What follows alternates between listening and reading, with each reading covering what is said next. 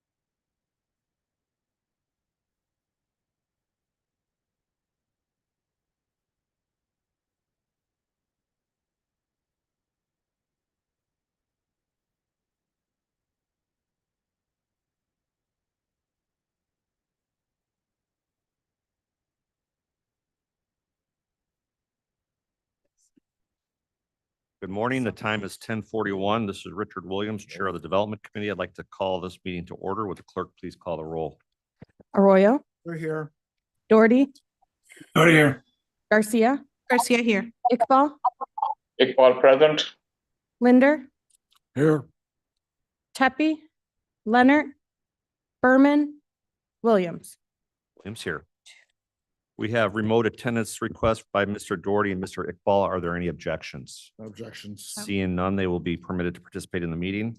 Thank I would ask for someone to ask for unanimous consent to approve the minutes. As consent to put minutes in. Any objection? From March 18th, 2025 are approved. We have several speakers who've signed up for public comment. It's my understanding that you all are here for specific agenda items. So what we will do is when we get to your agenda item, there'll be an opportunity for all of you to speak. We would ask that you try to keep your comments brief and non-repetitive, if you don't mind. If someone says something that you're planning on saying, you can just say, I was going to say that, but my neighbor covered it. We have only an hour to get through this meeting because I have to leave in an hour. So I'm trying to keep it brief if possible. Okay, monthly finance reports.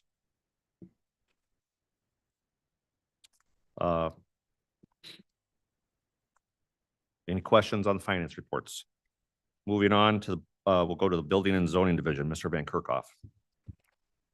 Good morning. My verbal report this morning will be brief. I'm grateful that we are fully staffed. We are experiencing an uptick in permits, even some large single-family homes coming through, and expect that to continue in the spring months.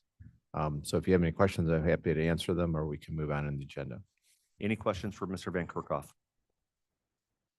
Seeing none, we'll move on to our zoning petitions. Our first petition is item number 4654. Petitioner is Robert McNeil on behalf of Rutland East Solar Farm LLC. I'd entertain a motion Roy moves. by Arroyo, seconded by Sonia seconds. Ms. Garcia. Mr. Van Kirkhoff, is there a presentation today? Sure, yes. Actually, Natalie Zine, our zoning planner, with working on these petitions, we'll go through these. In the interest of time, it is a very detailed report that's in your packet. She's going to go through that in an expedited manner. But feel free to have her go back to any questions that you may have. Thank you. Thank you, Dan. Yes, exactly what Director Van Kirkhoff said. So I'm going to run through these quickly, but it is a very detailed report. So if you have any questions, please don't hesitate to ask. Petition 4654, Rutland East Solar. The applicant for this petition is Robert McNeil on behalf of Rutland East Solar Farm. They are requesting a special use permit in the F farming district to allow for the development of a commercial solar energy facility. The property is located at 16 North 845 Ranking Road in Hampshire in Rutland Township. Here we've got a location map. You can see that we're up in the northern section of Kane County in Rutland Township. You can see we are at a crossroads of Big Timber Road and Route 47. The subject property is indicated there. It is in County Board District 9. We are bordered or relatively close to the villages of Hampshire, Pingree Grove, and Huntley.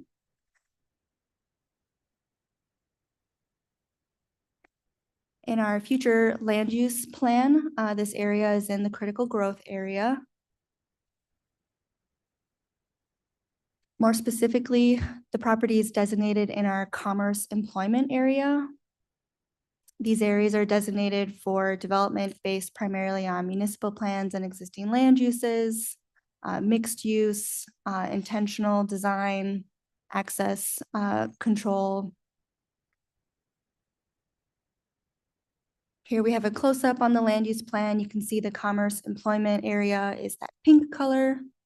The King County 2040 plan recognizes solar power as an emerging source of renewable energy, but does not specify whether it's more or less suitable to particular land use areas. The proposed installation of solar array would likely limit the conversion of the site from an agricultural use to commercial or non-agricultural use for the duration of the renewable energy lease term. And the commerce employment category encompasses a mix of non-residential land uses, including office, industrial, and warehousing. So again, you can see there's an area along those major arterial roads for the commerce employment. And then we also have the surrounding municipalities, some resource management areas, green space.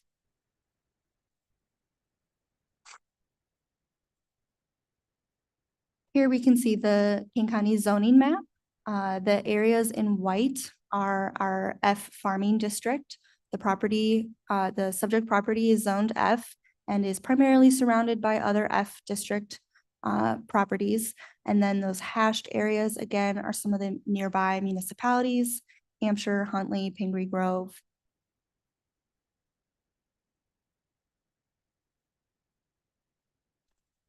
Here's their proposed site plan. You can see there is some existing floodplain in the south along Route 47. They're showing the future expansion of Sandwald Road. That was requested by KDOT to show that on their plans and ensure that proper setbacks and right-of-way was provided for that future expansion. That green area there along the north and east border is a vegetative screening, and the property is surrounded to the east, north, and west by their proposed fence.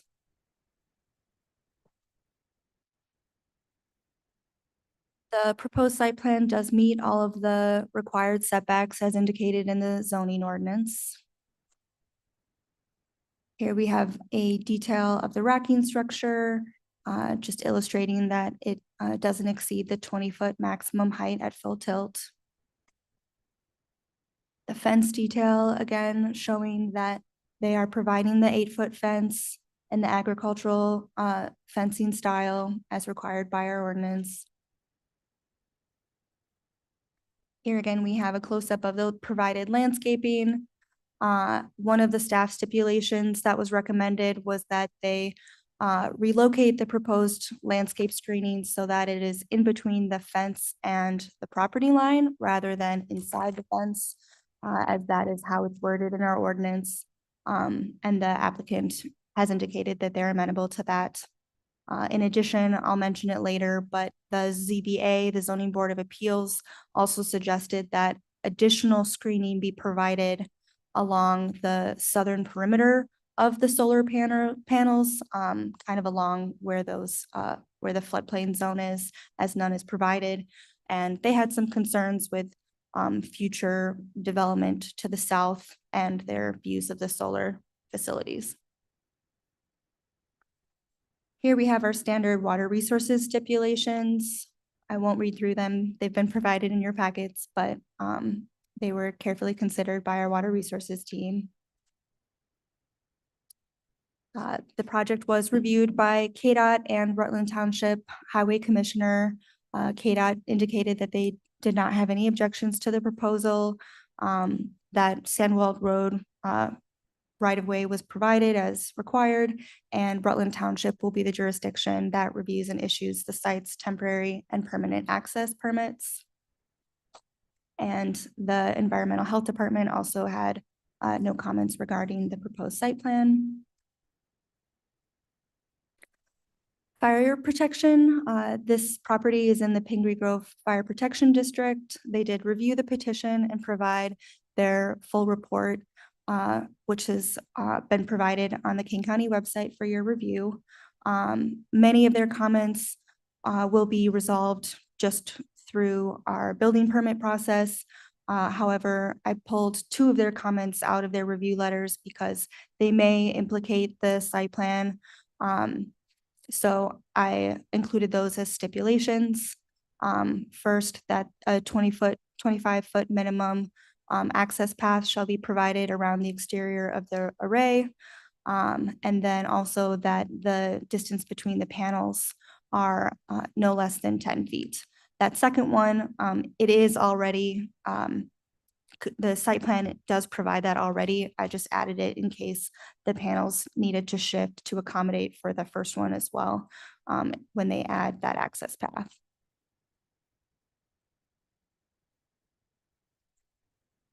Like all our solar presentation or projects, they did submit an EcoCat report. The Department of Natural Resources evaluated the proposal and concluded that adverse effects are unlikely. They did supply some best practices and recommendations for maintaining the land, most of which I think are covered by our water resources stipulations and stormwater permit and stormwater management. SHPO reviewed the project as well, the Illinois State Historic Preservation Office, and determined that no significant historic, architectural, or archaeological resources would be affected within the project area. We received the NRI report from the Cane du Page Soil and Water Conservation District.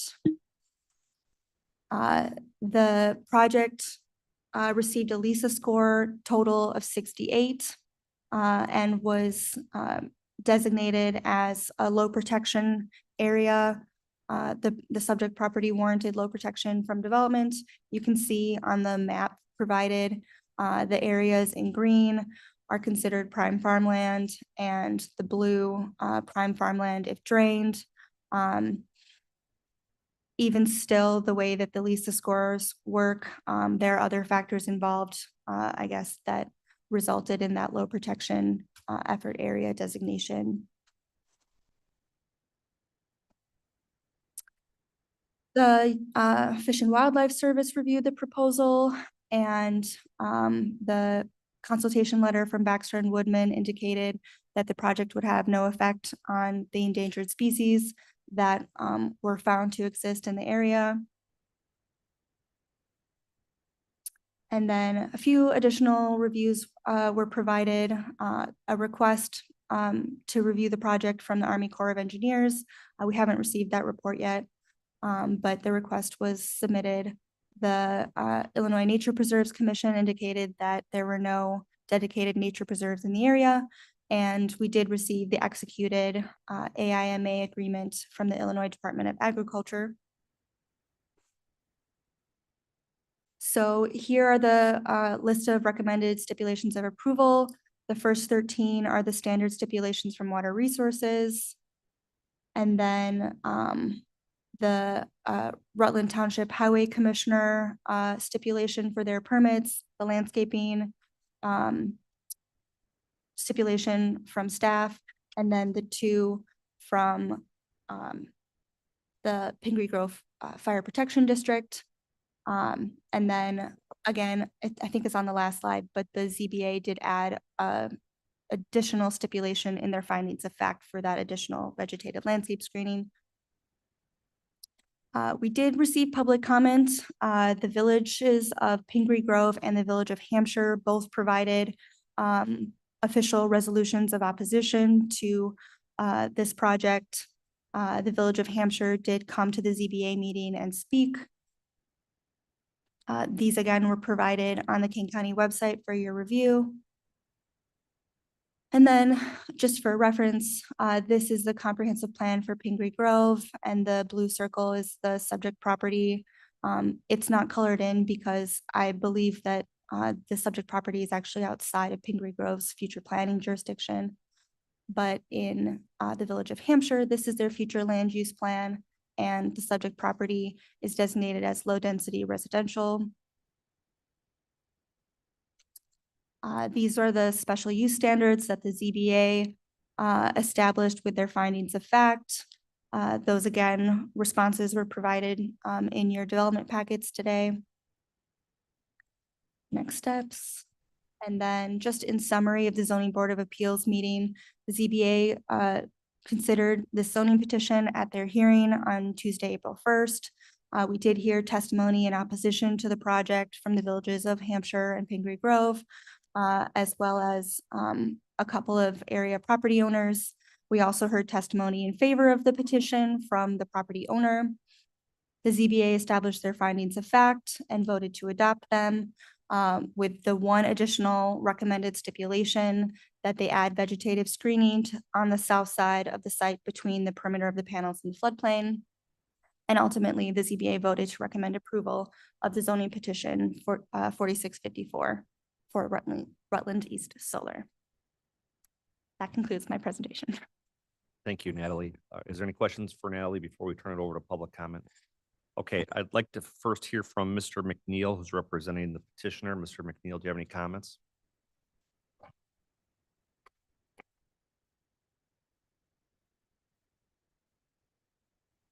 Grow a little here. Yes. As in the interest of time, I'm not going to go repeat a lot of what Natalie has said before. Our project currently, as planned, consists of approximately 43 plus acres. And we have accommodated the right-of-way, proposed right-of-way, I should say, for Sandwall Road, which is basically separating about somewhere between 5 and 7 acres of the project site that will be unusable at this point in time. We have essentially developed a site plan that is consistent with all of the state of Illinois guidelines, and also we worked with staff and with the adjacent fire departments to produce a site plan that meets their requirements as well.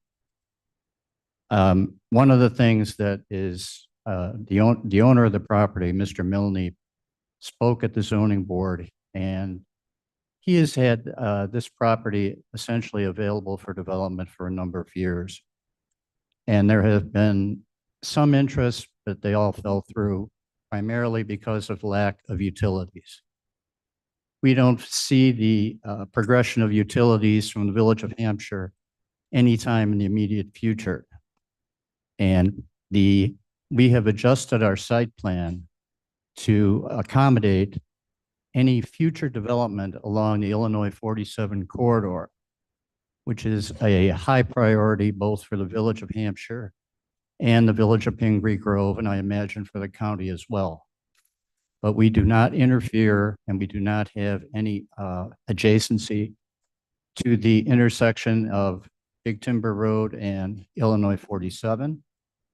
And we have adjusted our site plan to allow a significant area for development along the Illinois 47 frontage, basically where it joins Rhine King Road.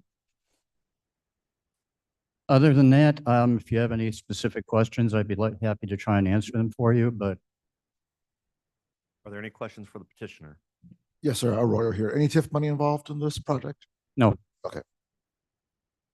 And I should mention also that we own this property. We are not leasing it. So we will be the owners of record and the operators of the facility. Mr. Van Kerkhoff, you have a question or comment?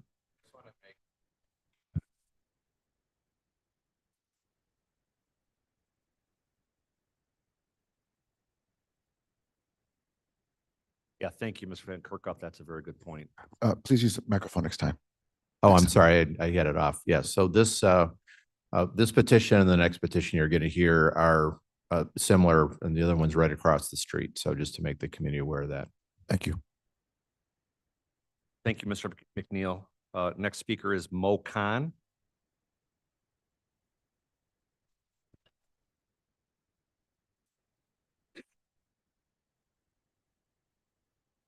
Good morning, Development Committee. My name is Mel Khan. I'm the Assistant Village Manager for the Village of Hampshire. I'm here officially on behalf of the Village of Hampshire. As Ms. Zine stated, that we submitted a resolution and a letter objecting and protesting both petition number 4654 and 4655. If allowable, I'll speak on both for the sake of time right now. The Village of Hampshire, as Ms. Zine stated, this is in our planning jurisdiction area and has been designated as low density residential. Additionally, in the 2050 Comprehensive Plan of King County, it's been designated as critical growth area.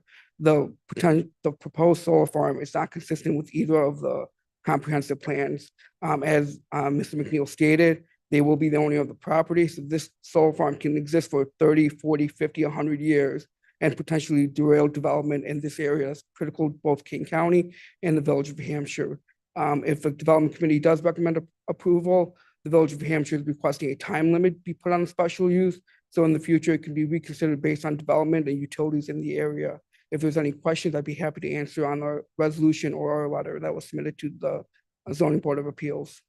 Thank you, Mr. Khan. We have received the resolution objecting. We will note it for the record. It will be filed of record.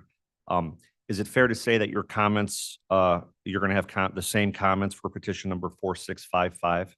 Correct, sir. Would there be any, in the interest of time, would there be anything uniquely attributable to that project that's you're not saying with 4644? Nope, same Okay. comments. All right, thank you, sir. All right, thank you. Our next speaker is Lane Burnage.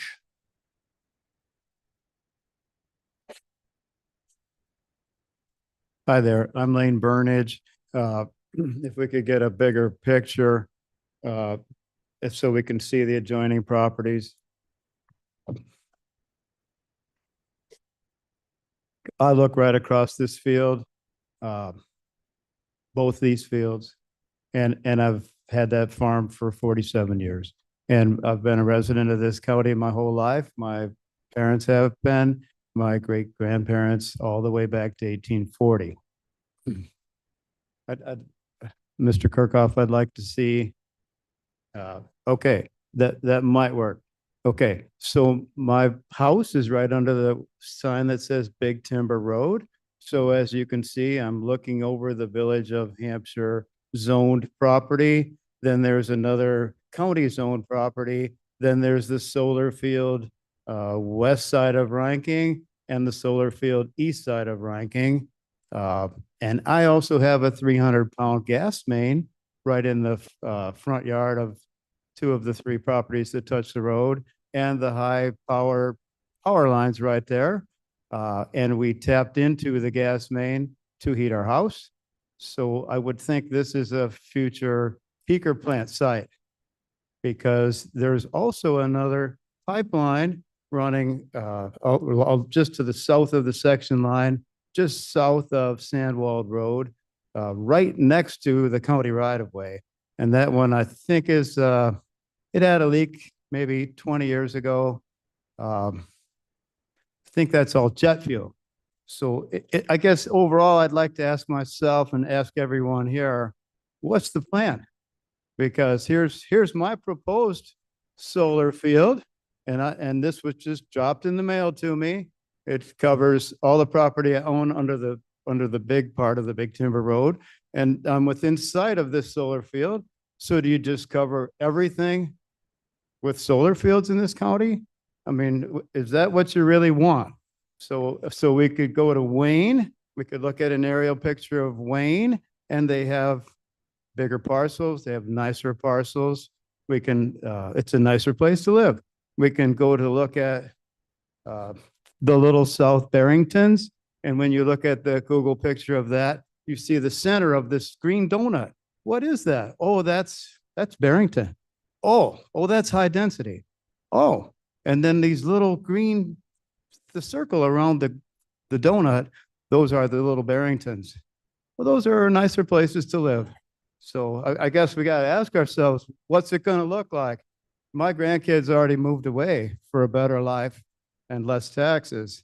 So what about the rest of those people? And then I'm hearing a lot of talk about, oh, Pingree Grove, oh yeah, it's outside of their planning district. But it looks to me like Pingree Grove touches the property. I mean, yeah, the state owns the right of way, but Ranking Road looks like it's all part of Pingree Grove. And when I parked there this morning coming down here, I looked over to try to see the future well that Hampshire started on their Hampshire zone property. But I couldn't really see it because there's a few trees in the way. But it's somewhere out there not too far from this proposed site, maybe 3/8 of a mile, if that. And then I'm looking right across the road, across Gobert's Amusement Park, which is Zone Pingree Grove, across Gobert's Fields, which are Zone Pingree Grove. And there's a huge line of houses from Big Timber Road all the way down to Ranking Road. And when you drive through there, you say, whoa, what's that? And these are huge condo buildings, 6, 8, 10 wide, and they're just jammed right in there. And I can see those from my house. So all those people can see all this solar field too. You know, and anybody that's coming down the road to go see Gobert's Amusement Park or to come to Pingree Grove or anything else you do in the county from I-90, there it is. There's the interchange. Now I know Huntley, where you see Huntley zone property, that's probably within the 1.5 miles of the planning jurisdiction. Pingree Grove definitely is. Hampshire's here today. They're within it. So Huntley really should have a say in it too. And I know there's a fire plug, the south side of that interchange in their zone. And if the map was even a touch bigger, you'd see there's that they're maintaining and they have control of the Sandwald Road Bridge because they're mowing it all up there, Village of Huntley. So that's probably within the 1.5 miles too. So I'm overall, I'm saying, hey, you know, when I look at the statistics, there's a couple statistics going down and you see all these solar panels on all the houses. Well, that's already peaked. So the solar panels on your house peaked at about 5 million a year, and it's already dropped down 1.5 million to 3.5 million a year because there's no storage. So I need electricity. My electric bill is $500 a month. Okay, so every time you put a solar field in, your electric bill goes up because they're forced to buy it. So, okay. And then you got to have a peaker plant because you got to have power at night. So it's not a really great solution, you know. So I also have this big road in front of my house, Big Timber. There's 3 new schools up the road in the last 20 years. 4th one's proposed, and maybe Hampshire could tell you that. There's a lot of traffic there.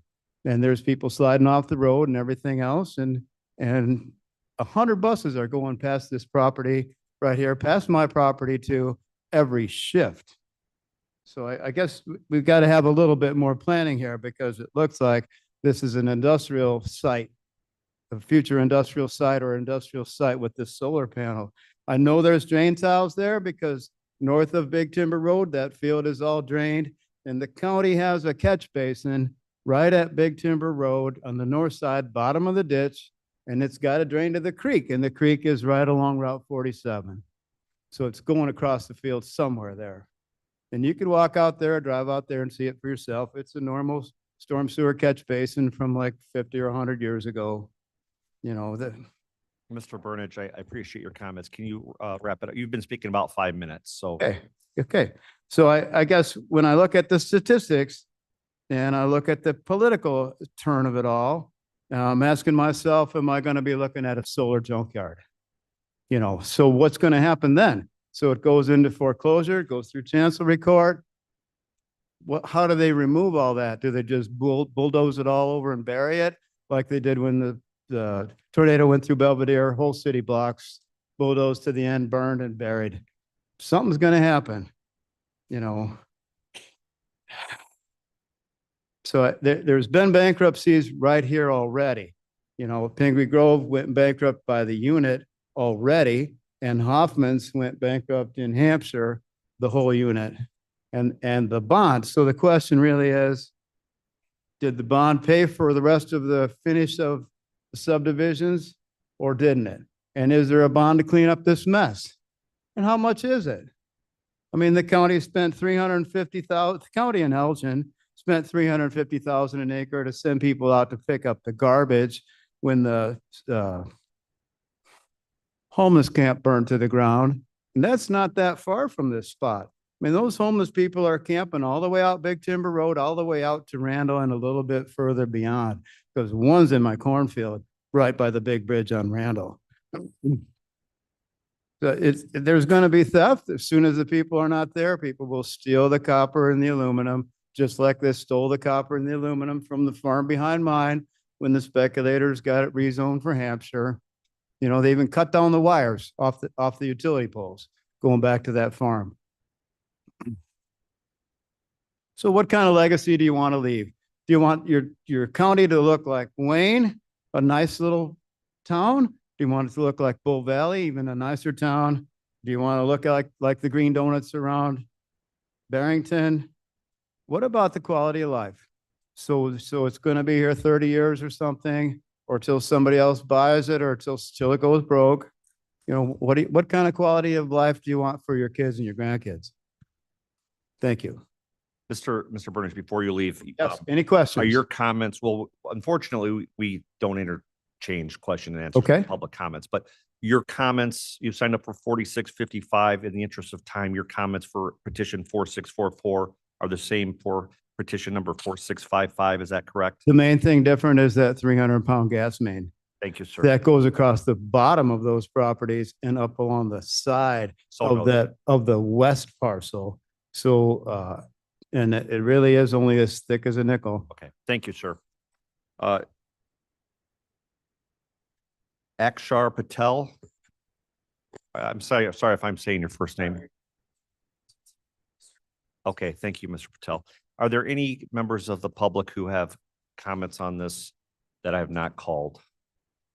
Okay, we're done with public comment. Any discussion amongst the committee? No, just concerned about, Royal? just concerned about the traffic and considering the development in the area, and would not more housing create more traffic in the area? A solar farm, I'd say, would create minimal traffic is my only observation. Plus, what is tax revenue now as opposed to tax revenue in the future, farmland versus income from the solar farm? And in the end, the libertarian in me is it's not private land, and cannot the owner do what they want to do with their land? That's all I have for today, sir. Any other comments? Okay, I guess we're ready to call the roll. Oh, before that, Mr. Doherty, do you have any comment? This is your district.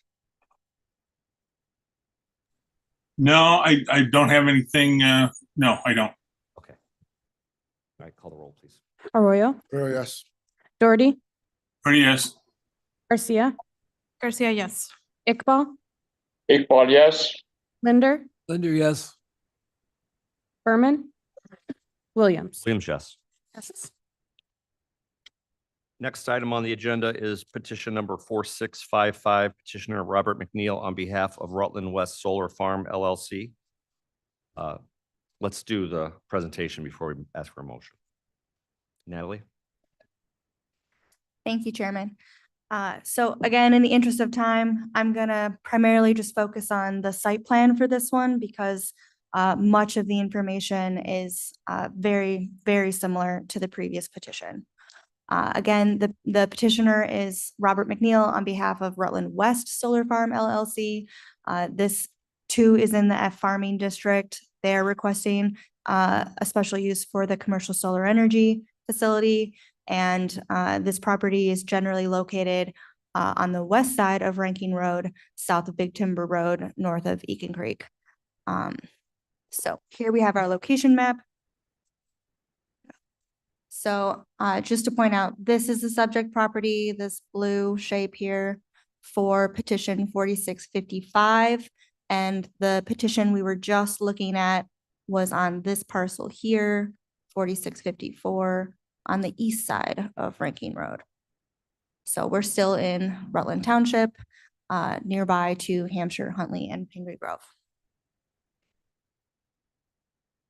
So I'm going to skip through some of these slides and get to the site plan. They did provide 2 site plans. This is the first version of the site plan.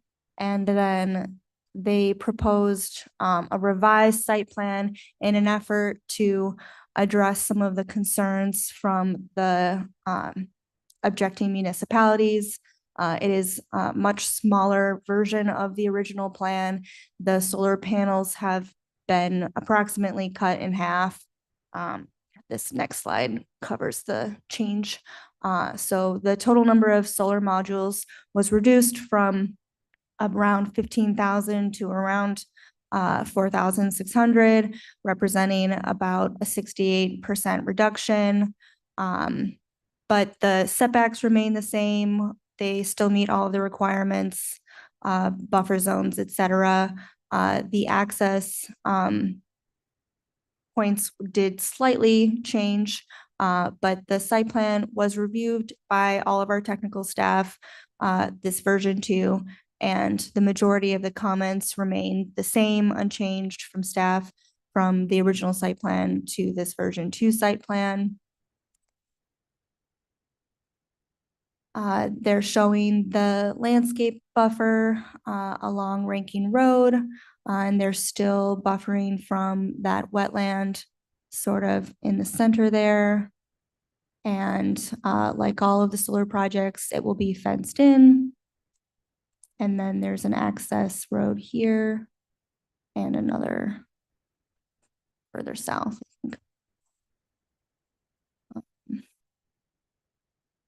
So again, it meets the setbacks, same racking structure, fence detail.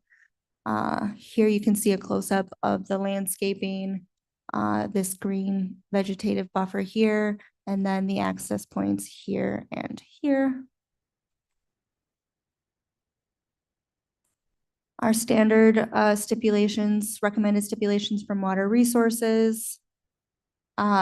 Transportation, again, reviewed this.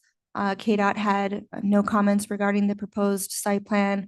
Rutland Township, again, will be the jurisdiction that reviews and issues permits. Health had no comments. This is in the Huntley Fire Protection District. They did review the project and provide a review document that was provided on the King County website, but ultimately had no objections. And then same reports as the previous, the EcoCat with the same results, the SHPO review, Kane DuPage Soil and Water, Section 7 from Fish and Wildlife Service, and then the additional comments from the Army Corps of Engineers, INPC, and the Department of Agriculture. Here again are those stipulations from Water Resources, and then the Highway Commissioner and the staff comment regarding the landscaping, just to relocate it on the outside of the fence. Again, we received public comment, opposition from Pingree Grove and the Village of Hampshire. Here are those comp plans again. In the Village of Hampshire, this subject parcel is also designated as future low density residential. Our standards, next steps. And then the Zoning Board of Appeals summary, they did consider this petition at a public hearing on April 1st. We heard testimony from the two villages as well as an area resident. We did hear testimony in favor of the petition from the property owner. The ZBA established their findings of fact and voted to adopt them, and ultimately recommended approval of the zoning petition.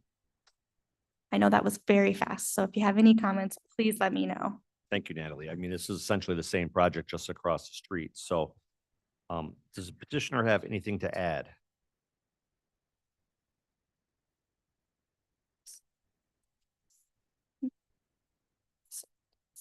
Yes, there are a couple of things that are different on this particular site. As you saw, as Natalie showed you, we had an original site plan that was much larger. In response to the Village of Hampshire's concerns and Pingree Grove's concerns about possible commercial development, we reduced the size of our project by approximately 2/3, which allows them to utilize that land, which is nearer the intersection with Route 47 and Ryan King Road. Technically, our project stops just short of that. There's another property that controls the other corner. The access roads will be in all likelihood adjusted somewhat when we get to the permit process, but for now, we've left them pretty much as they are shown. I've heard comments, quite a few comments about the gas main. As part of our due diligence on the project, we contacted Buckeye Partners, which is the managing organization for that pipeline. Our projects have gone through what they call an encroachment review process, and they have essentially signed off on our projects with certain conditions that have to be met during the actual permit construction process. Basically, on-site oversight of the construction to make sure their access to the pipeline is preserved and there's no damage. Drainage has been mentioned. In our narrative and in our packet, you'll find a preliminary drain tile mitigation plan. We have committed to doing a complete drain tile survey of both sites. Any drain tiles that are found to be in need of repair or replacement now will be repaired or replaced as part of the construction process. And again, at the decommissioning side, we are obligated to do the same thing, repair or replace any drain tiles that are affected by the decommissioning process, which is essentially reversing the construction. And as far as the amount, we have submitted a preliminary decommissioning plan with estimates that is available in our packet that does show all of the details that we've been hearing about as far as responsibility, bonding amount, et cetera. It also describes the process in pretty good detail. So if you have any other questions. Any questions for petitioner? Okay. Thank you, sir. Thank you. We've heard public comment for the last petition, which is by all speakers accounts the same for this petition. So I think we're ready to have a We're gonna call the question. I think a motion, please. Arroyo motions. Second.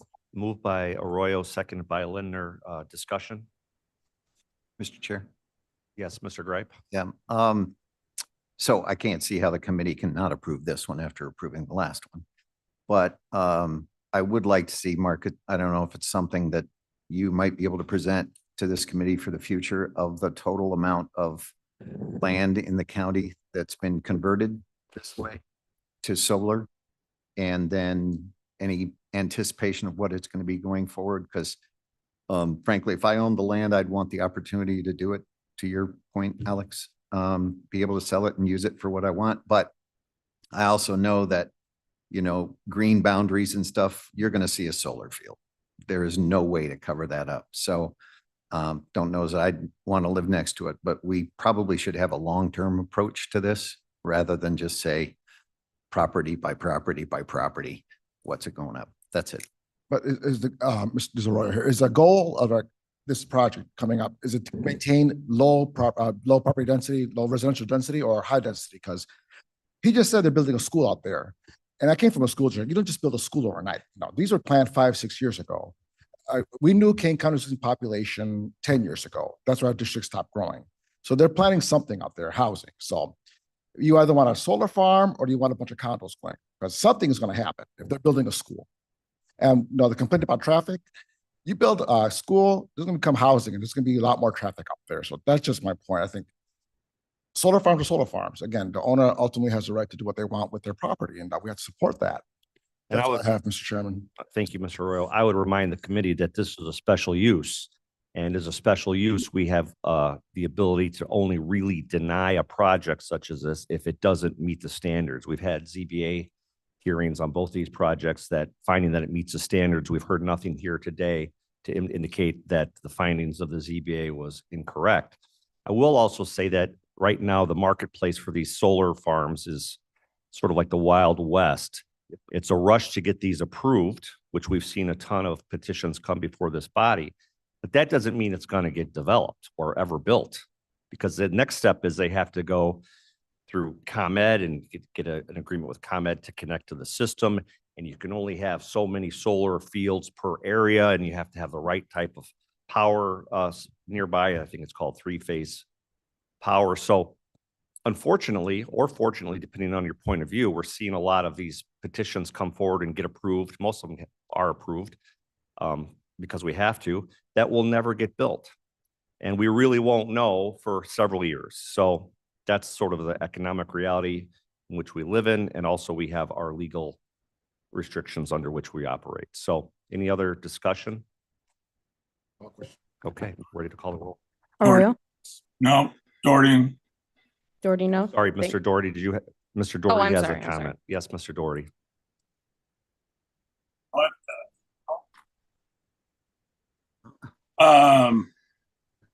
Did somebody call the question?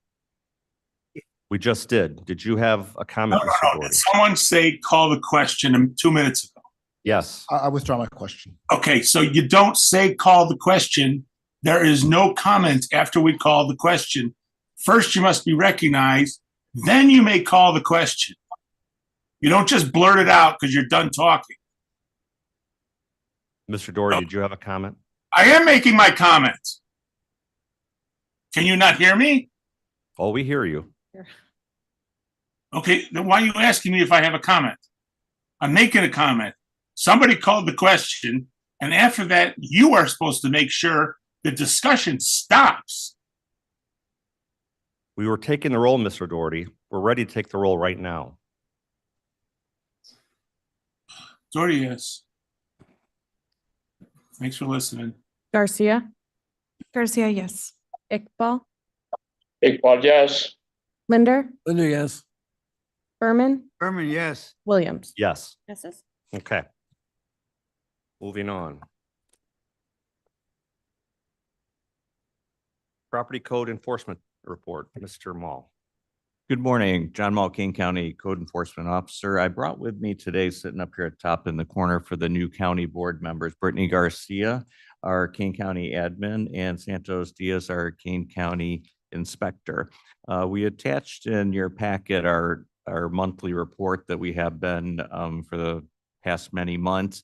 But I did email everybody a new introductory letter along with a new report that we're going to email to all county board members every month.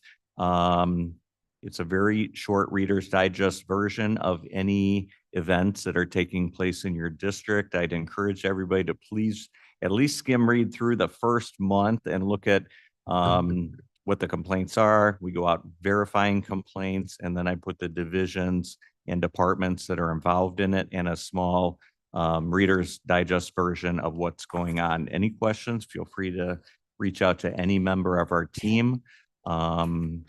And any feedback on the report, we'd like that as well. We're only going to email this new additional report to you because of FOIA. And then if the community wants a copy of it, they can absolutely receive that, but it'd have to be through FOIA and with redaction. Does anybody have any questions? Okay, again, any feedback, any comments, feel free to email me or any member of our team. I hope you like it, and I hope it keeps you informed with what's going on in your district and the entire county. Thank you. Any questions for Mr. Mall? Thank you. I thought the report was very good. I Yes. appreciate that. Thank you. Thank you. All right, thank you. Planning and special projects. Good morning again. Yeah, the summary report of our planning team is in your packet. Happy to answer any questions in the interest of time. Thank you. Thank you. Next is our subdivision report.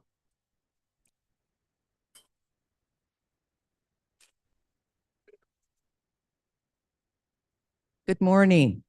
We have before you today a minor adjustment of a PUD. This is over in St. Charles Township. It's approximately a 4-acre parcel. The owner wishes to do an adjustment to his PUD in 2 phases, phase 1 and phase 2, and I'll explain a little bit of that coming up here in the slides. Just to remind you, a PUD is basically a zoning classification in which the property uses do not fit any other type of zoning. The PUD is controlled by the owner's site plan. So what is on his site plan, he is allowed to build. If he wants to change anything, he has to come before the board here today. And that's why we're here, to do an adjustment of a minor adjustment of the site plan. So the site itself is along Route 25. It's just south of Redgate Road. I want to call your attention to Norton Creek. Most of this area up in here is floodplain. Norton Creek does go diagonally down here and cuts across very near the parcel that we're looking at this morning. The aerial of the site plan shows the entire property that the owner currently occupies. The portion that is to the east of Route 25, his parcel is bisected by Route 25. That portion is 100% floodplain. It is also currently zoned E2. The portion that is to the west of Route 25 consists of 2 areas. One is the PUD that was approved back in 2018. The other is this blue shaded area, which is actually a B1 zoning. Our concern here today is the portion of the PUD, which consists of the storage yard to the north and a residential area to the south. The PUD that was approved back in 2018 is identified as the brown shaded area here. Once again, you can see to the north, this was approved to be a storage yard, which consists of trailers, RVs, things and boats that need to be stored over the course of the year. And the southern portion down here is a residential portion. There is an existing residence on the site at this time. This is a site plan of what the owner proposes to do. Everything that you see on here in blue is existing and or currently approved with the PUD as it stands today. What he is proposing to do is change some of the items that are down in the residential portion. So here we have the existing residential house. He is proposing at this time with phase 1 to add garages that are shown in the green here, as well as a new laundry room and some office space in this area. The owner intends on relocating his primary residence to this site. The parcel was rented out previously. The renter is no longer on the site, and the owner wishes to resume occupancy of the site. So phase 1 would be the green. Phase 2 would be the pink. The pink consists of adding some additional patios behind his house, as well as what is defined as an RV garage. There is no specific timeline on when the pink will happen. The green would like to happen as soon as this is approved. He actually has building plans into the development department in order to construct those garages as you see on here now. So part of the issue with going with 2 phases is that this individual has already met the requirement to supply stormwater. He has elected to provide stormwater detention in the lieu of fee and lieu. So that's a big pocket change item, and he would like to spread out the cost of that over a couple of phases. So the technical staff had met and finds the following: that this amendment does not increase the density or reduce open space. The amendment was reviewed by the adjoining neighbors as well as jurisdictions. I will tell you that I heard from 9 of the adjoining neighbors, and some of them are here today to speak on several issues. The township commented on item C and item E. So the township wants to make sure that a prior access road is totally removed. They also would like to see the entire site fenced in. Mr. Colby Russell, who is the Community Development Director at St. Charles, called. I did speak with that individual and we emailed back and forth. He basically said he had no comment about the improvements that were proposed here today. But the remainder of the 9 individuals of which I spoke to were pretty much in consensus. The site as it is currently exists, they do not feel that's contributing to the surrounding community. The neighbors indicate that they hear trucks and traffic all hours of the day and the night. They believe the existence of the site reduces their property values, and their concern is that the storage lot, which is identified on the north of the PUD, it would be expanding into the residential area. This parcel is in conformance with the appropriate sections of the subdivision, and the plat officer wants to reiterate that they will be meeting their stormwater ordinance by paying fee in lieu. And I will leave the site plan up so you can see what is actually part of the PUD.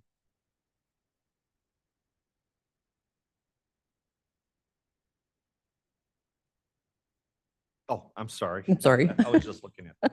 Okay, is there any questions for Ms. Orlick? Okay, we're going to go get to public comment on this matter. The first speaker we have is Matt Johnson.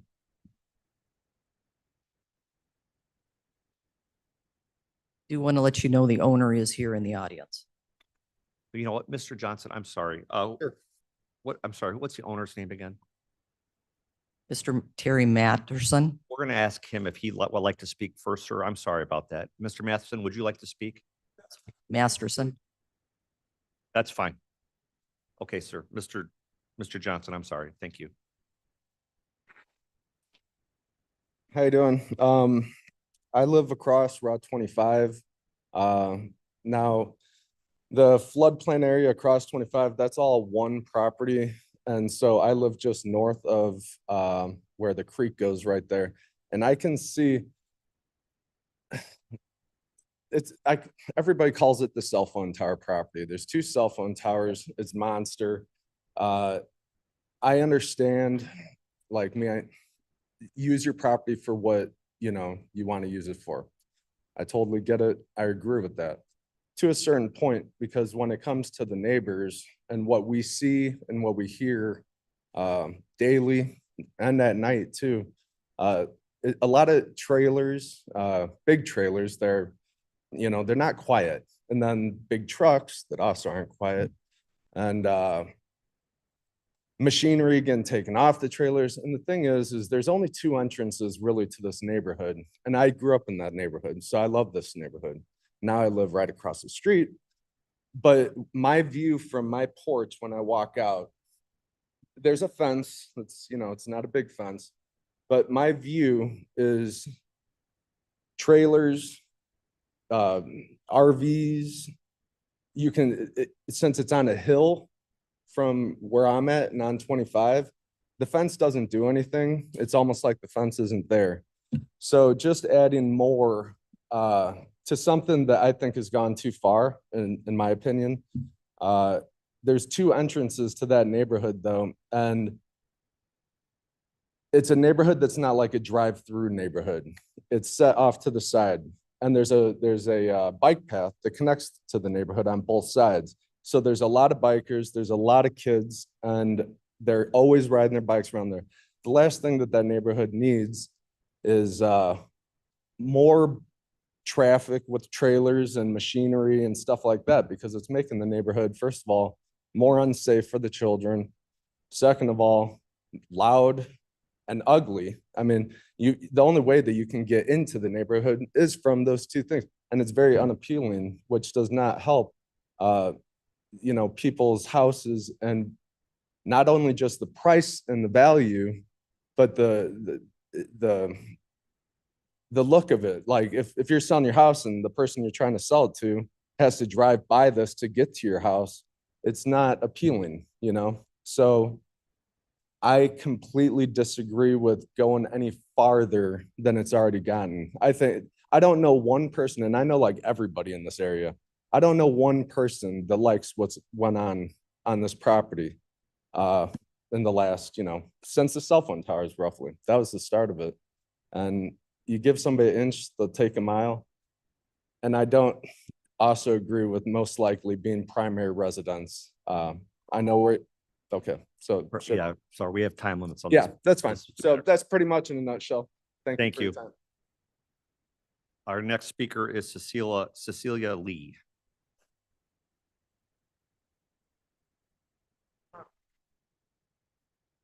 I think Matt covered a good amount, but yeah, the natural foliage was taken down when that RV storage was put in, but it's a really small residential area. There's the two small streets to come in on, and now we have lots of commercial traffic. I mean, they block the streets already as it is. I can't imagine what's gonna happen if there's now a garage, which if it's gonna be a primary residence, I don't really understand why it needs to be rezoned. So it's obviously gonna be for commercial use. If it's gonna be primary, I mean, what do you need it to be rezoned for? If you're gonna live there and just park your RV there, I don't really see what it would need to be rezoned for. It doesn't really seem to make a lot of sense to me, didn't seem to need to be rezoned. If you're gonna live there, build yourself a garage and park your RV. Good to go. So that doesn't seem to make sense. But yeah, they removed all the natural foliage all along that border of Brookwood and Lilac there, put a hideous white cheap fence. So yes, it is not a pretty area there anymore. It's a shame. So I can't imagine what the plan would be here on out.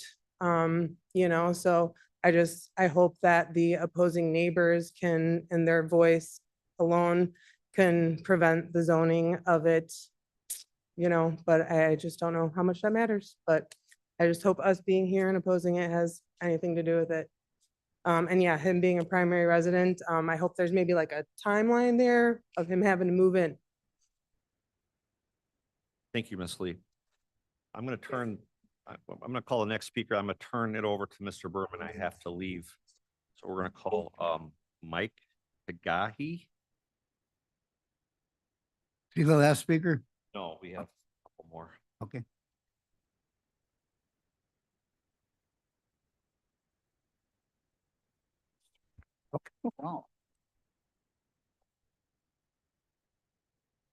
Go ahead, sir. Good morning. Thank you, Mr. Chair. And back in 2018, several of my neighbors and I were here during the first hearing regarding the master's property, requesting the upgrade on the zoning. Fortunately, no one's voice or concerns was taken into the consideration. Unfortunately, the permit was granted. I have endured the noise pollution, the air pollution, water pollution for about 7 years now. This individual who owns the property does not have any respect nor regards for the environment, for the people living around this property. The first thing he did, he destroyed the entire length of the Brookwood Road trees. Half of the Lilac Avenue trees were cut down, that they were outside of his property's perimeter. That was on the county's parkway. Without any consequence, I called that in, nothing happened. Then I guarantee you this is going to continue for the rest of the Lilac Avenue and Lamp. As some of my neighbors mentioned before me, it has been created an ugly, unsightly site. There has been nothing but natural resource pollution due to his previous tenant who was a landscaping, and he also requested this PUD. After that, part of it was still supposed to be designated for the landscaping, which is not in compliance with, that never happened. If I know you're not able to walk into anybody's property all the time, and every time I have presented the young lady some of the pictures that I really would like you to take a look and see what has happened to this street. It was a beautifully green tree canopy tree. The first thing he did, he destroyed the entire mature trees of his side of the property. I came home that afternoon, my heart sank in my stomach. I was in tears. I couldn't believe that he did that. This is what we're facing. We are living, if I can have 1 more minute, I would appreciate it. This is a very small and unique neighborhood. Residents take a lot of pride in the properties. Everyone is nature lovers, and this guy is just destroying it. He is happy with his 3-gallon weed sprayer backpack, and he just goes all along the street every 2 or 3 times a season, kills everything that is green. That's it. If you look at the picture that I presented to you, ABC, I marked it, the look of this street before 2018 and immediately after he got his permit, it's just sickening, sickening. At my closing, I would like to request if you would please make an amendment to face fines if he touches another tree on the county's parkway. There is nothing on his perimeter of the property, not even except weeds. That's all he has. He's happy with that. And I would like to have the regulated hours, as my neighbor before me just mentioned to you. These people are constantly coming and going and coming and going at any time of day and night without any consequences. He's got a business going on. It's all about making money. He's got to be regulated just like any other business owner as far as the hours of operation. And then lastly, I would like to request is to prohibit him from using and applying any kind of chemical weed killer around his property. We live on that well water. That's where it all gonna end going. It's going right into our water supply system. I think it's a bad idea. In my opinion, it was not a good idea the first time around. Excuse me, we approved his permit and upgraded it to PUD. Don't make the same mistake again. I appreciate the time. Thank you.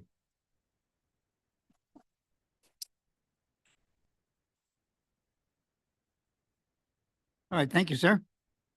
The next speaker is Stephanie Ellenwood.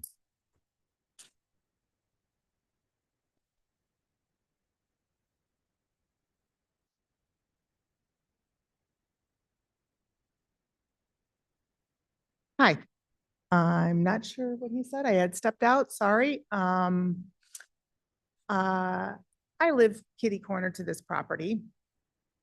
So every day I get to, you know, as everybody that lives here in this neighborhood, we all get to view this completely unpleasant sight. You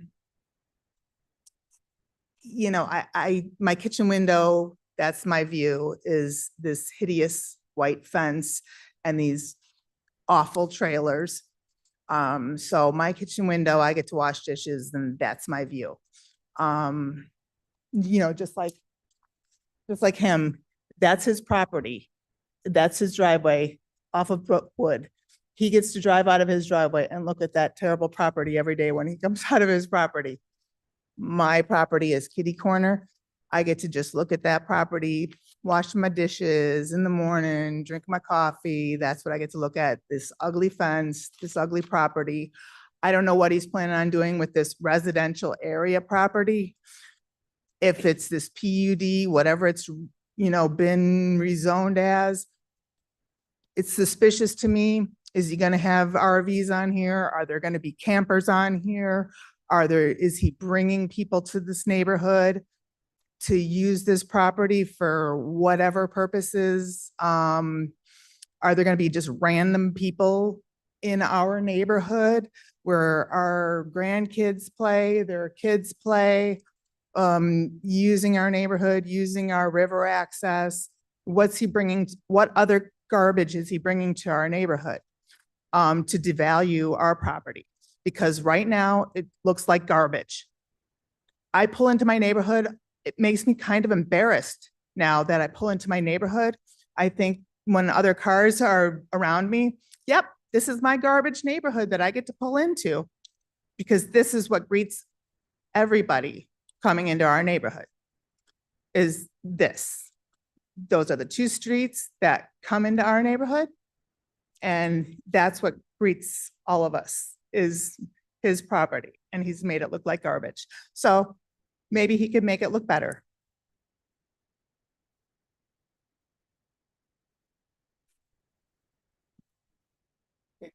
Vanessa Jansky.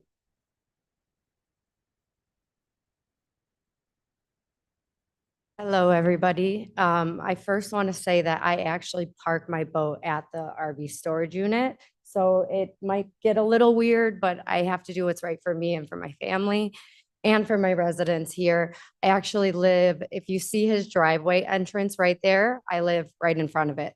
So a lot of the times cars will come in, turn around. We've had semi trucks in my driveway. We have a shared driveway with our neighbor. And so they'll come in and they'll turn around and back up and they use our driveway, and it's become this like big turnaround for the community. And on the other side, you know, you have the storage unit and people turn in there. So it does kind of become a block. You know, you turn in, you wait for the car to get in the storage unit.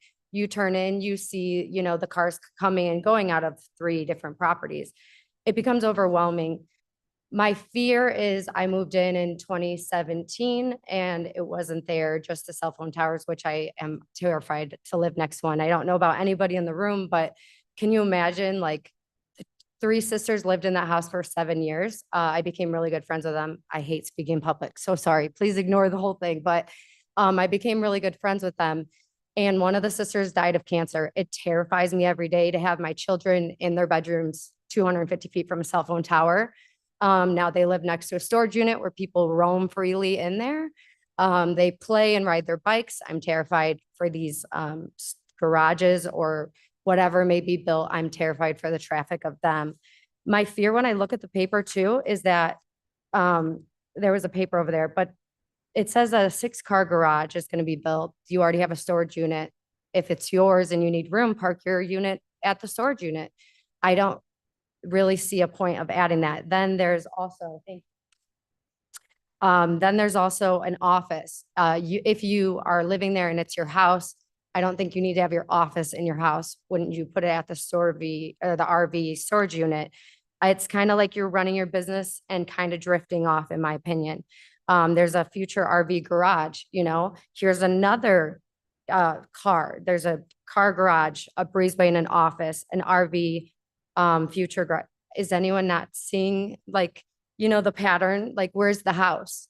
Where's the dream home? Where's the in-ground pool? Where's the fire pit? This isn't a house. This is a runoff of the storage unit. And I didn't even know about the first meeting of the RV storage unit, or I probably would have came to that, because I did move here because when you drive in and you pull in, you see trees and you can hear the river running and you can hear jet skis off in the distance.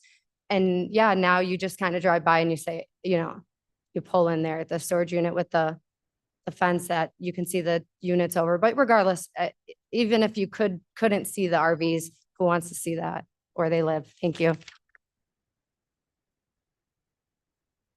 Thank you. The next speaker is Karen Belzonta.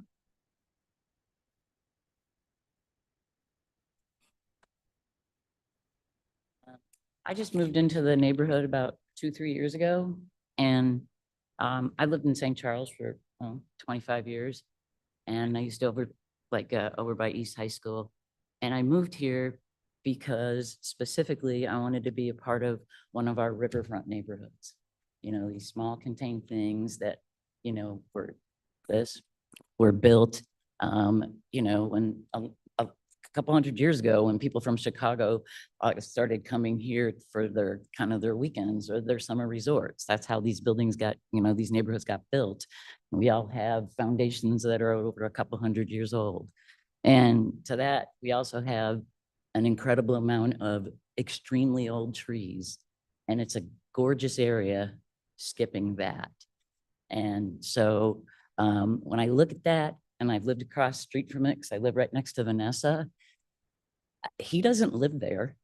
I know he's got other businesses. I got to believe he lives in a house somewhere, and I'd love to see a picture of it.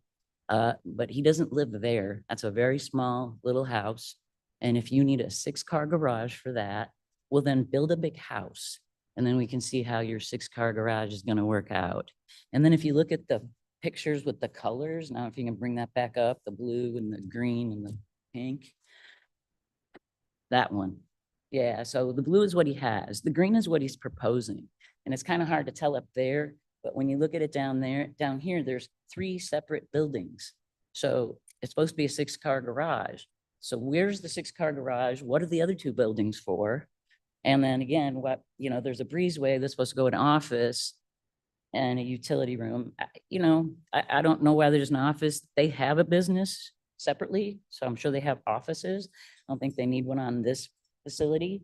But again, this does not look like the development of somebody who wants to build their dream home and put a 6-car garage on it and make it all pretty with patios and all the things that they say on here. It does not. And as far as I've known, he hasn't lived there in a long time. And, just like everybody else says, he's sorry about that. He stripped away, all the trees and stuff. And so at least on our side still, there's some. So in the summer, we can kind of not see the eyesore that it is. But I don't trust that this is a residential development. This looks like it's going to be commercial. And that's very concerning. Nobody wants to live, it would be coming right onto our street, some huge storage facility. And then that little blue driveway that comes out and dumps out, that's onto Lambert. And Lambert's the main road, because the other one is, people won't go there. It's ugly. And so a lot of people come up Lambert to get into our neighborhood. And so more traffic on that is not going to be a good thing. And at the bottom of our neighborhood is the Fox River and the Prairie Path this way and the Prairie Path that way. And that's why we're there, is we want to be a waterfront community. Thank you.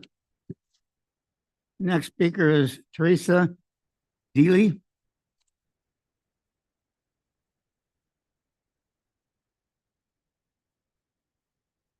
Hello. Is that okay? Mhm. I'm just going to make a brief statement and let the Masterson speak for themselves to address some of the issues that have been brought up by my quote neighbors. My husband and I have lived directly adjacent to the properties for 12 years. I live off of Oak and Lilac. So my dining room window looks across the street as well. However, we fully support his continued improvements to his property, his personal property, and our neighborhood. Both his business and his residential properties have been well maintained. There were renters in that property for quite some time. They were quiet. He keeps the lawn mowed. There's never any issues. If there are any issues, he's the kind of person that you could just call on the phone and say, hey, listen, we hear noises over in the storage lot. We have concerns, and he will address them like that. So I think a lot of people are complaining about what's already done instead of addressing the issue that we're here today, is the fact that the man would like to put a garage on his personal property, and it's nobody's business why he's moving into that property. That's all I have to say. Thank you. Thank you very much. Any other who would like to speak, that have not signed up? Mr. Berman? Yes. There was an individual who signed up online to speak, anticipating being a member of the Zoom, but she is here in person. Miss Doreen Anderson, I'd ask that she be allowed to speak. She certainly may.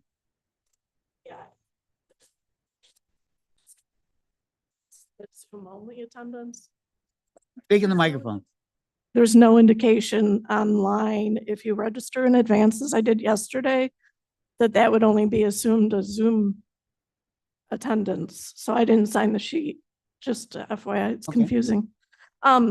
So Doreen Anderson, I'm a St. Charles Township resident. The board has already received my written statement that I'm just going to read and keep it under 3 minutes, and a lot of supportive material also. Last Friday, April 4th, I noticed a post on social media containing the information which was provided to the adjacent parcel owners for this agenda item.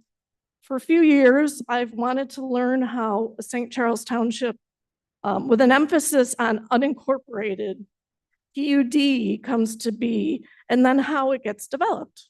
Something I want to learn. I decided to learn everything I could about this property's parcel to PUD process leading up to today's agenda item. I'm a very visual learner, so I started by reviewing the county GIS maps as well as Google Street Maps from 2018 to current for the parcel. The data points and details that you learn just by looking at some photos are so very interesting. I then moved on to the tax records, as well as all previous county agenda petitions, agenda items, and minutes. After reviewing the items I just mentioned, I had a really good understanding of the parcel's history from 2018 to current.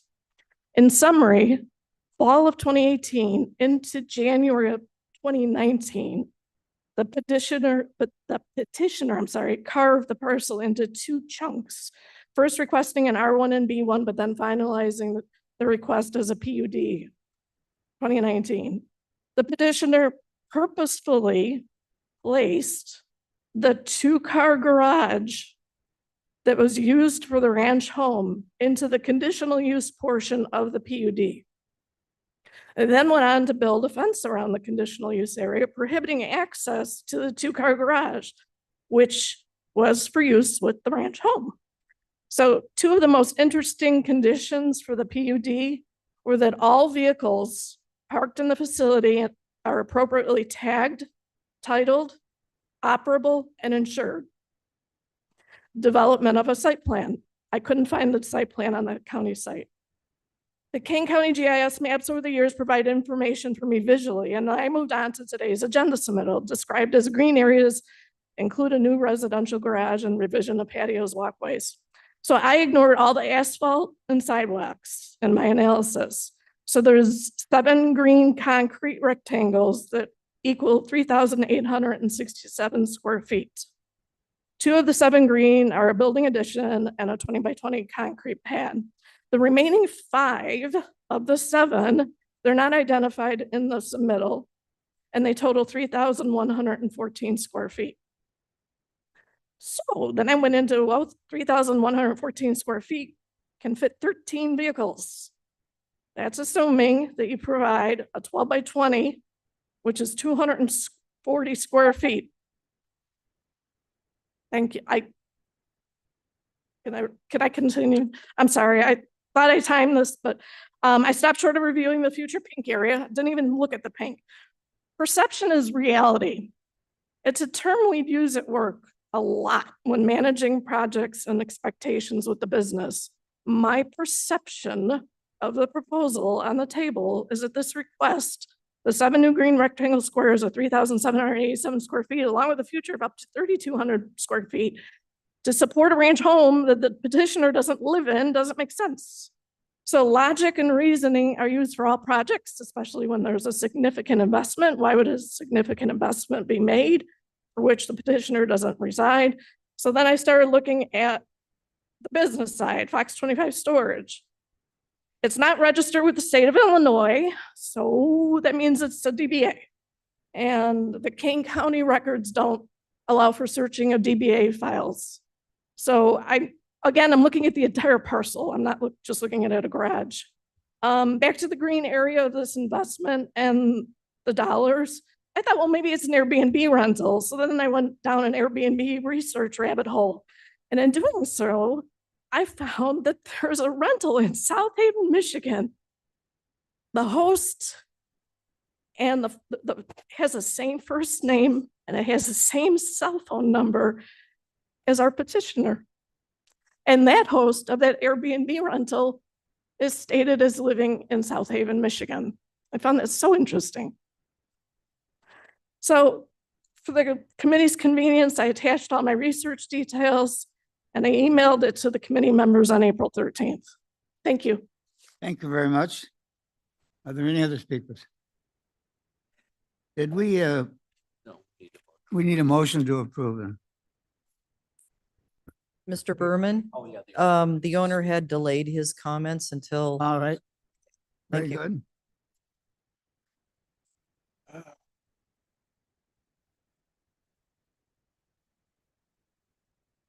I don't know where to start. Name. I don't know where to start. Is that better? Can you state your name? Sure. My name is Terry Masterson, and I'm the owner of the property that everybody's just been talking about. Seriously, I don't know where to start.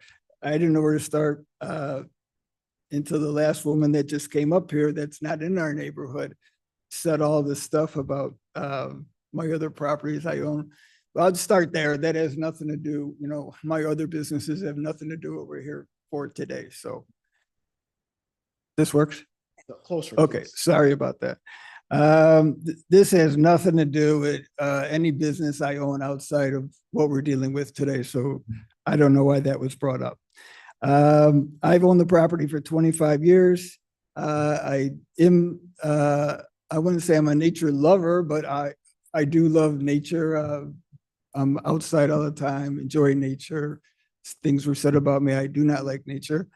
We do have to cut down trees to build fences, unfortunately, so we had to do that. If there's a tree, it doesn't have to be cut down. I'm not going to cut it down. I think the big issue with my new neighbors is clarity.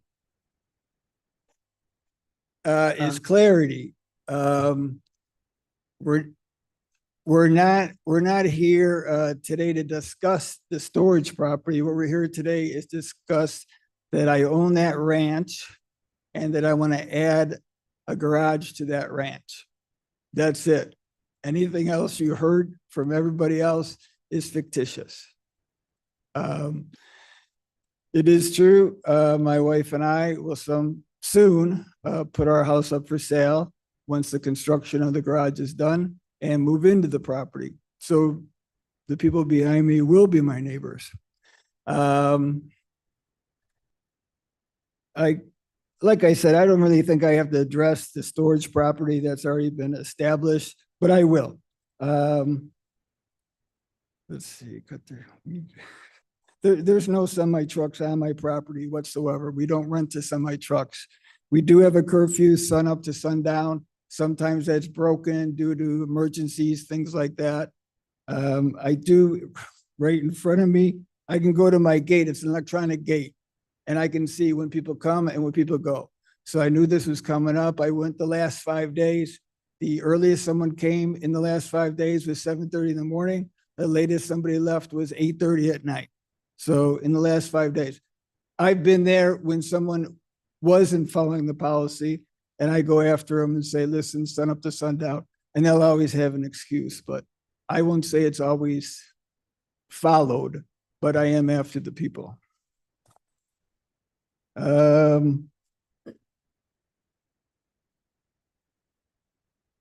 As far as putting a fence around the whole property, that's up to me if I ever want to put a fence. I'm not telling another neighbor, go put a fence around your property. Why is somebody telling me to put a fence around my property? And I will say, people think I've done a terrible job with this site. I bought it 25 years ago.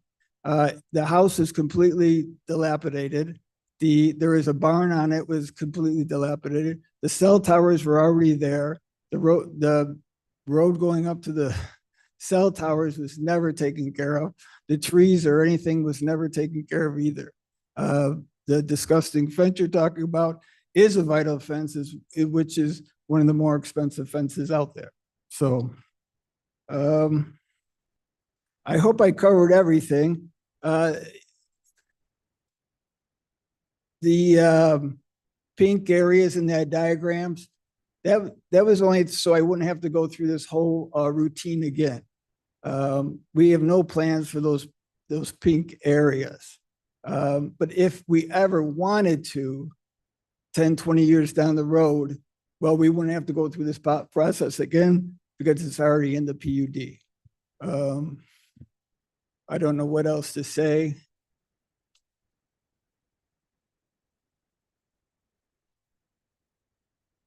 Yeah, I just a little alarmed by the reaction behind me. My wife is here. Our plan is only to, we've owned that for 25 years. Now we can move into it. We don't have kids in the house anymore, one kid, and we have 3 cars and a boat. So we want to park it inside. I don't want to park it at my storage property. So we do need bigger garages. The house I'm in now, I've had problems with my garage the whole time with space. So that's why we have the bigger garage. I think it's really just that simple of what we're doing. Okay. Thank you. Thank you very much, sir. We need a motion to approve PUD adjustment R5 and 160 Illinois Route 25. Aurora moves. We have a second. Garcia seconds. All right. Discussion. Mr. Kirkhoff, do you have anything to add or comments to this?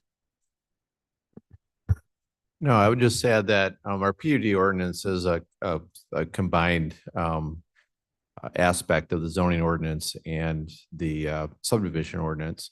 In this case, the minor adjustment process is being used because the way he physically wants to develop the residential area with the addition of the garage for residential use would be considered a minor adjustment under the PUD zoning. I will just underscore the fact that he is applying for garage addition and this adjustment to continue to use parcel 1 for his personal residential use, and that any change to rent out space in those garages or for his future plans, anything other than a residential use would be a violation of the zoning that's been approved for that part of the entire property. With that, I just wanted to clarify that there were some comments about whether this was going to be part of the storage business unit. That's not what he's applying for. If he wanted to use that for an extension of the business unit, he had to go through the entire rezoning process. It would be a major adjustment with notification and public hearing. So just wanted to mention that and happy to answer any other questions. Thank you. Any questions of Mr. Kirkhoff? Any other discussion? Yeah, just quick. This is in St. Charles Township then, right? Correct. And jurisdiction for code enforcement, is it upon township government or the county for? As it's unincorporated, it would be under our purview for jurisdiction Not the enforcement. Correct. Roth? Roth here. It's in my district. Question I had, you mentioned that you were removing access to 25. I'm not quite seeing it on the map. It is difficult to see. Let me see if I can try and point it out on the aerial here. Underneath these trees right here, Okay. there is an old access that prior to this PUD being formed back in 2018, that access existed. It has not been removed. It's currently has railroad ties blocking access within, I believe the railroad ties are actually within the Route 25 right of way. So the township would like that access removed. No one's been using it. They just want it removed to prevent possible Future, yeah. use. I'm on Google Maps right now and I see it. It comes out right by Lambert. Yeah, it's right into the corner. Yeah, and there is a railroad tie. Yeah. Are Lambert and what's the other street? Let me get back to that.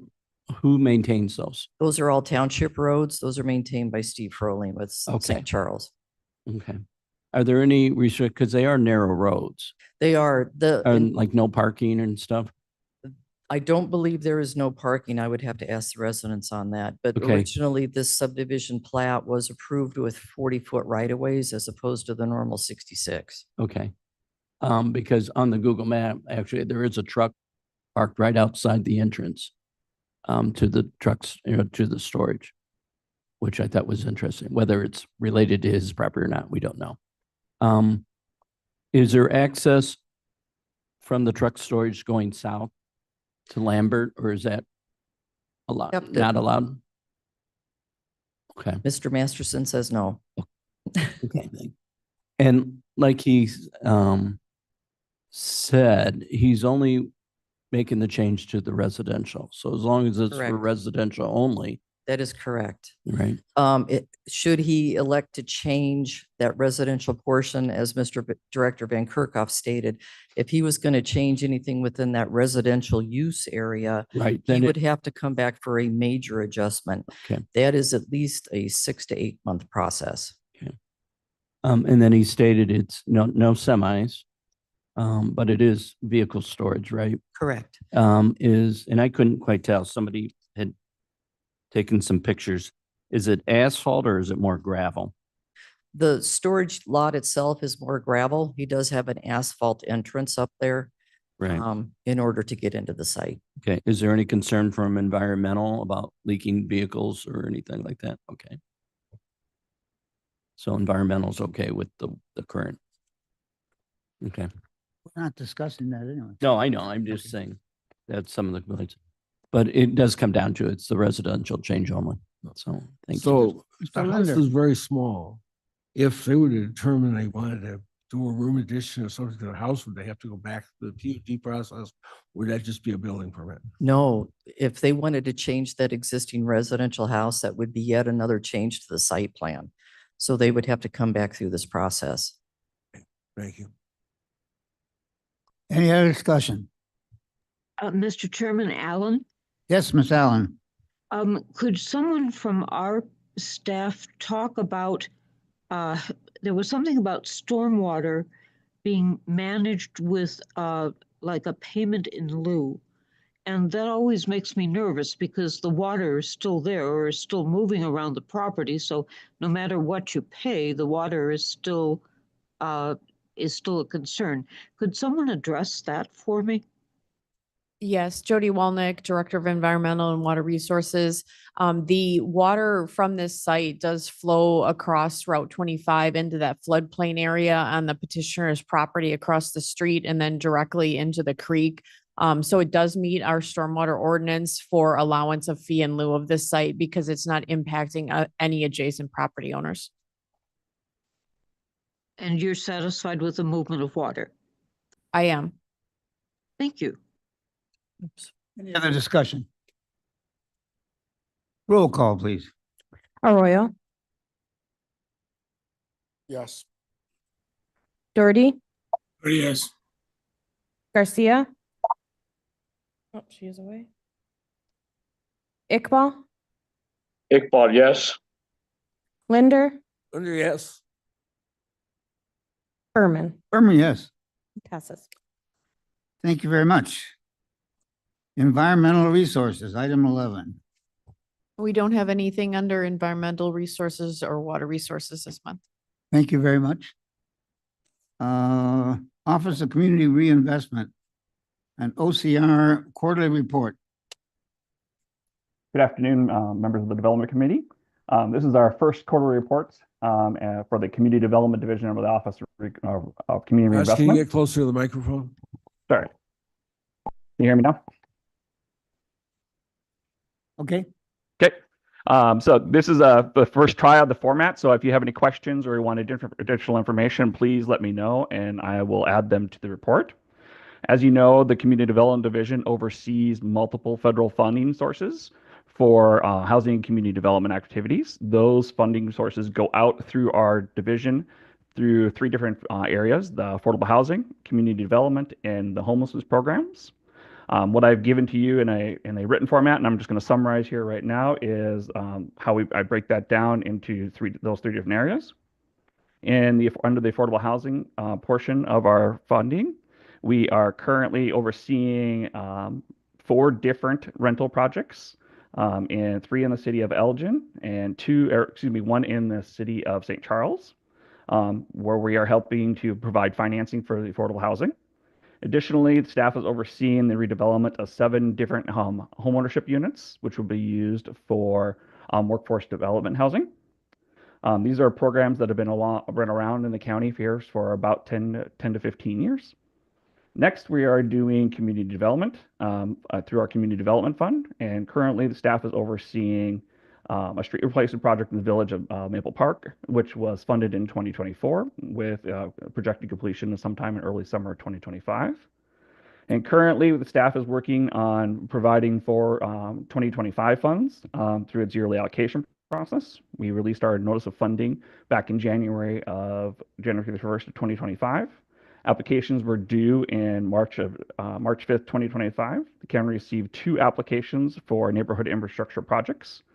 One for the the village of North Aurora, and one which was a park project, and one for the village of Carpentersville, which is a street project. These projects were recently reviewed by the CDBG Commission last week. They are recommending approval of the project, and the final review of these projects and approval from the county board will start with this committee in June, and then finish up with the county board in July of 2025. Next program process we have in place is our homeless and homeless prevention programs.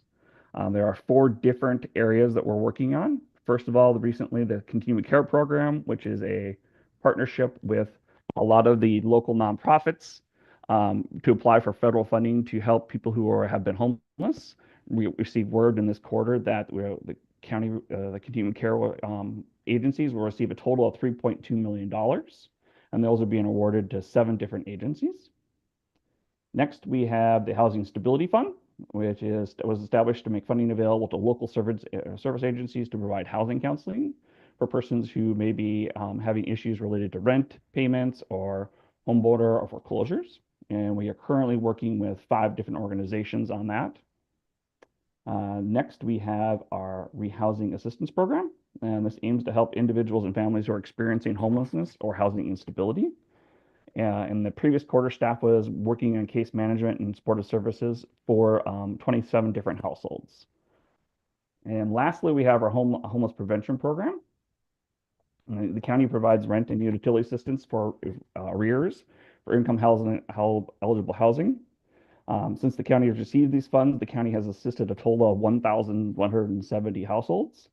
This is a program that we have ongoing right now, but will be ending in September when the federal funding expires. Lastly, staff is working on our annual HUD approval process, which will be kicked off here in the next couple months. We've been working with our consultants to provide the data for our 2025 to 2025 consolidated plans, and we're in the process of writing up a draft for that. That plan will come available to the committee in June and for final approval in July. And lastly, for the Department of Housing and Urban Development, we do a annual report called the CAPER, and we are in the process of compiling data. And at Ms. Allen's insistence. She wanted to know what we'd done long-term. And so we brought this information to the Community Development Commission recently, and I thought it would be interesting for the development committee members to learn also. Since the 2014 consolidated program year, King County has assisted a heck of a lot of households, including 122 owner-occupied households where we provide rehab assistance to. We completed the redevelopment of 70 different single-family homes up and down the Fox River Valley. We've assisted in financing of 408 affordable housing units for workforce housing. Our Community Development Fund has completed 32 separate projects. 3 parks were redeveloped, which included such as new sidewalks and new playground equipment. We've also replaced 628,803 square yards of pavement, 327,612 square feet of sidewalks, and 23,422 linear feet of water mains and stormwater lines. And additionally, in our rehousing assistance program, we have served a total of 170 households. That's the report I have for now. Again, this is our first one, so if anybody would like any additional information, I'm more than willing to add it in, and we are open for any questions. Does anyone have any questions on Mr. Roth? Roth here. Mr. Beck, next time, could you email that out to the development committee? And I would actually recommend. Yeah, I emailing that actually out. did late last night. Okay. This was Okay. a late addition to my schedule, so Okay, I didn't and know. that's fine. I understand. And I'll Just make sure it gets started into this week. the packet. So I would actually recommend you send it out to the whole board. Okay. Because like I'm not on the development, and so I didn't get the report, but it would help. Not a problem. We can do that. Alrighty, thank you, and good job for your first time. Very good. Thank you. New business. I have no new business. Anybody got new business? Need a motion to get reports placed on file. Ask unanimous consent to replace reports on file. Anybody against that? Objections. And reports will be placed on file by consent. Executive session? Hopefully not. Nope. Motion to adjourn. Moves. Second. All those in favor say aye. Aye. We're out of here. Aye.